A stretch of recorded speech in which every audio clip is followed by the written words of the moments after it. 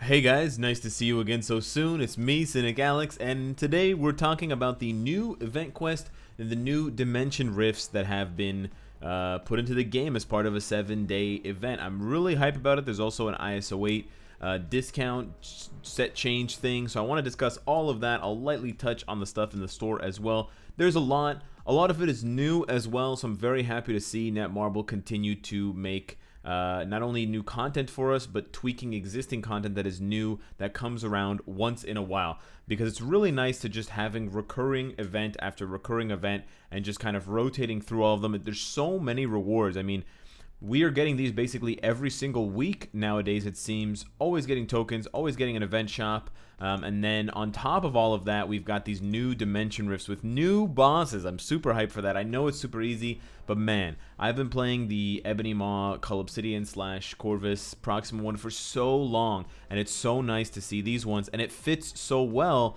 because of the rewards. And we'll talk about that in a minute. I actually haven't played it yet, so I'm excited.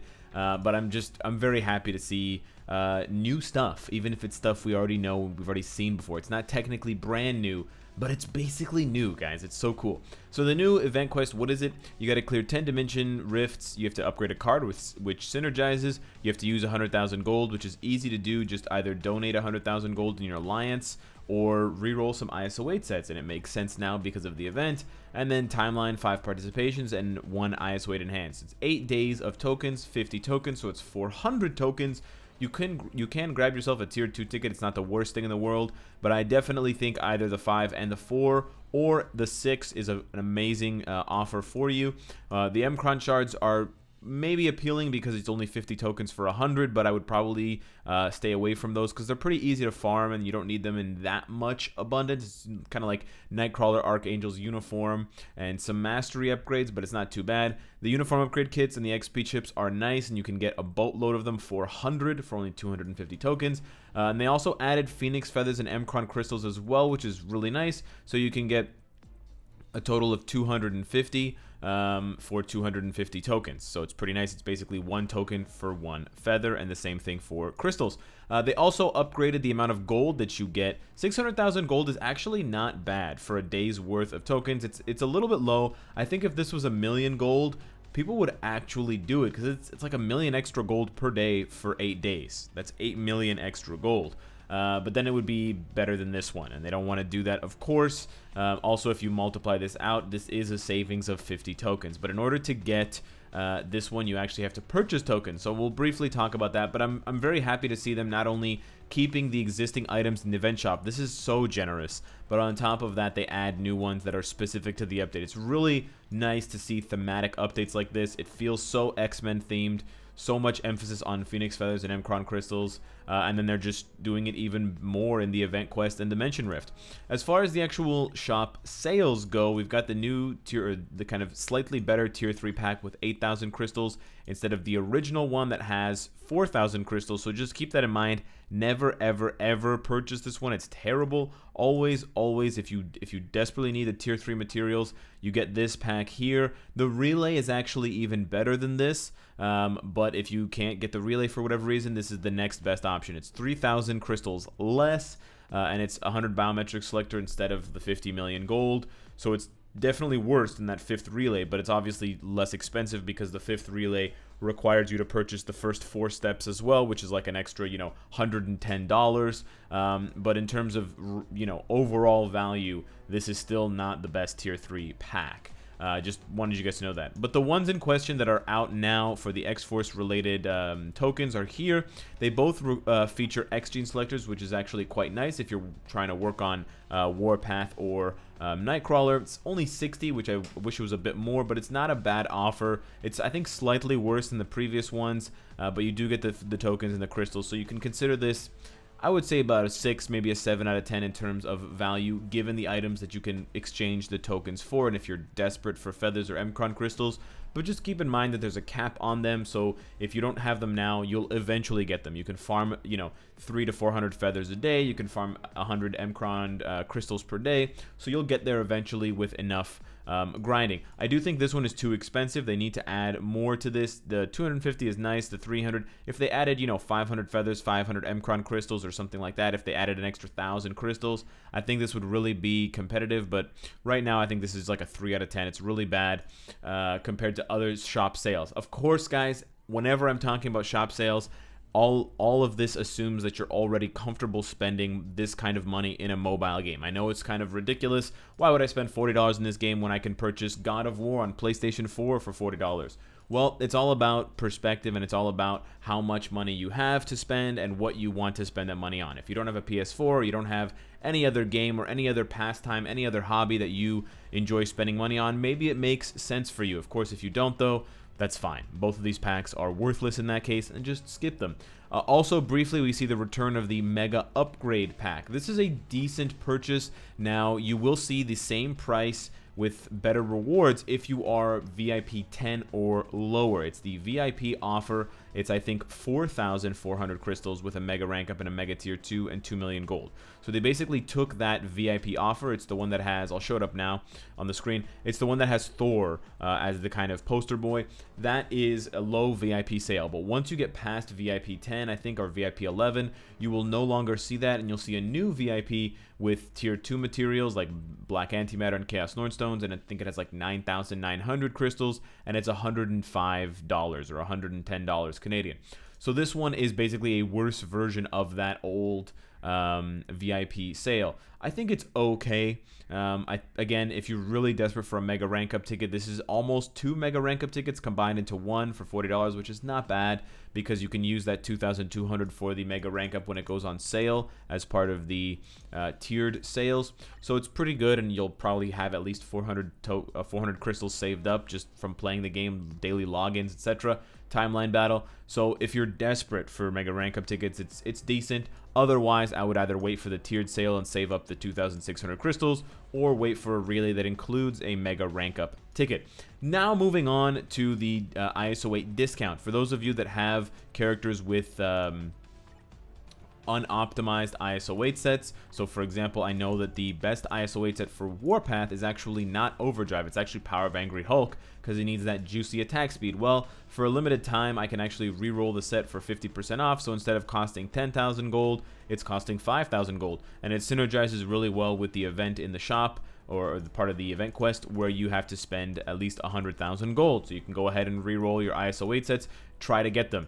If you need help, if you happen to be wondering or struggling where you can find an ISO 8 guide, I have one up on my Cynicalex Mastered Guide that includes, the meta snapshot, the tier list, the Shadowland guide, all those guys rolled into one, and there, along with the uniforms and the tier 2, tier 3, etc., blah, blah, blah, native tier 2 ranking, is the ISO 8 guide. So check that out. Most of the characters either need Power of Angry Hulk or Overdrive, but you can check it out for yourself and see, and you can also kind of experiment if you want to, if attack speed and buffs are not your thing.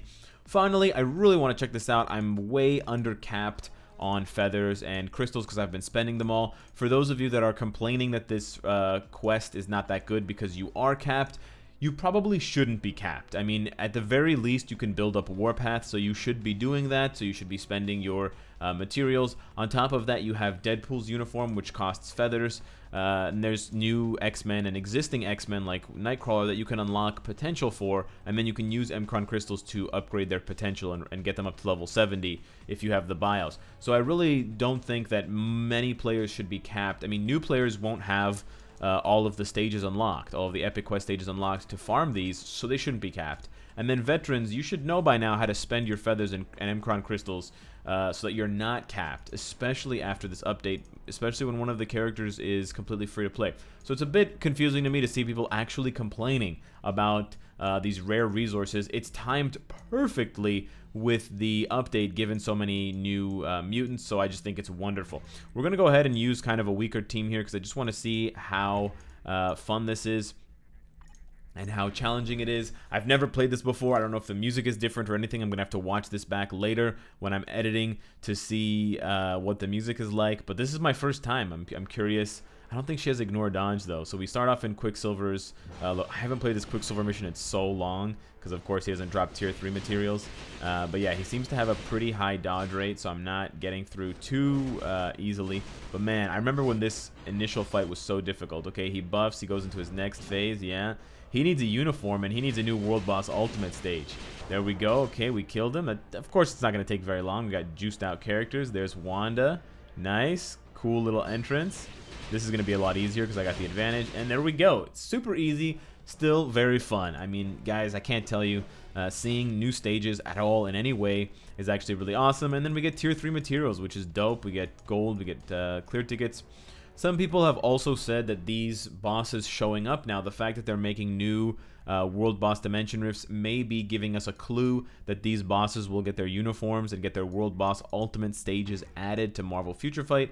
I think that would be very cool. I would like to see that, but I'm not sure that it's going to happen. I think it's a nice idea. It's got potential, but I don't think it's necessarily going to happen just because of that. But we should expect quite a large shift in, you know, game modes that we can play and the existing stuff when Endgame comes, because it's also the anniversary. It's a big deal. Marvel wants to make a huge splash. They not only want their existing players to you know, really enjoy the game, but they also want new players to have something new.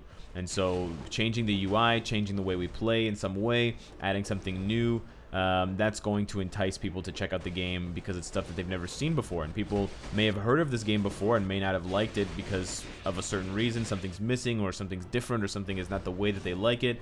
So having it changed could really be the difference maker for them. So I hope we do see a lot of new players. I hope we see some PvP stuff as well, because I would like to give you guys the smackdown with some of my characters. But I'm excited to see what comes out of the update. We're using a bit of a weaker team here just to see a little bit more of the animation, enjoy a little bit more of this fight. We should shred her pretty easily with Nightcrawler, and then we'll be done. And I like the mutant on mutant action, even though they're not mutants anymore. They've been retconned. I like this stage too as well. I mean, I don't have any reason to play this stage, so it's nice for someone who's constantly grinding for tier 3 materials to be able to go back and play these stages without getting punished by not getting tier 3 materials. It's actually really cool. Finally, who do I want to use last? Gambit, Hex, Weapon Hex. You know what? Domino's pretty bad, but she has Ignore Dodge, so that's really good against Quicksilver. Of course, if you're having trouble on this stage, guys, you do want to use... Actually, Ebony Maw is not that useful. If you're having trouble on the stage, you absolutely want to use Ignore Dodge for Quicksilver. That would be your best bet.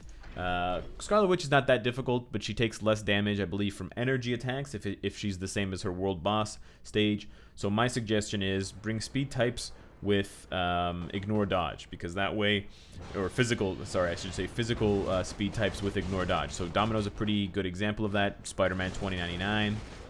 Characters like that, because they will be able to not only hit Quicksilver with the massive dodge rate that he has, but also kill his sister when it comes time in the second phase of the fight. But these shouldn't be too difficult. I wonder actually who has difficulty with these. Probably brand new accounts do, but otherwise this should be pretty straightforward. Just an easy, calm, relaxing beatdown that we kind of need once in a while. You know, Shadowland really, you know, made me humble, so it's nice to be able to go back and get some revenge. Did she have skill cooldown immunity? There we go, we got it. So I'm quite curious how you guys feel about these new stages. I really enjoy it, but you know, I want to hear from you. It's a lot of gold. Very, very nice. Let me know what you think of the synergy. Let me know what you think of the update for, you know, Endgame. Are we going to see new uniforms for these characters, or not new uniforms, but new uniforms in World Boss? Are they going to get new World Boss Ultimate stages? Who else is going to get a uniform? And what do you think of the event quest, and how will you be spending your tokens? Let me know what you guys think. Hit me up on Twitter, Discord, etc. I'll be back with another video for you guys. Of course, some hype gameplay from Tier 2 Sabretooth. So look forward to that. Subscribe if you enjoy the content. And of course, if you like what you see, I hope to see you again tomorrow. Take care.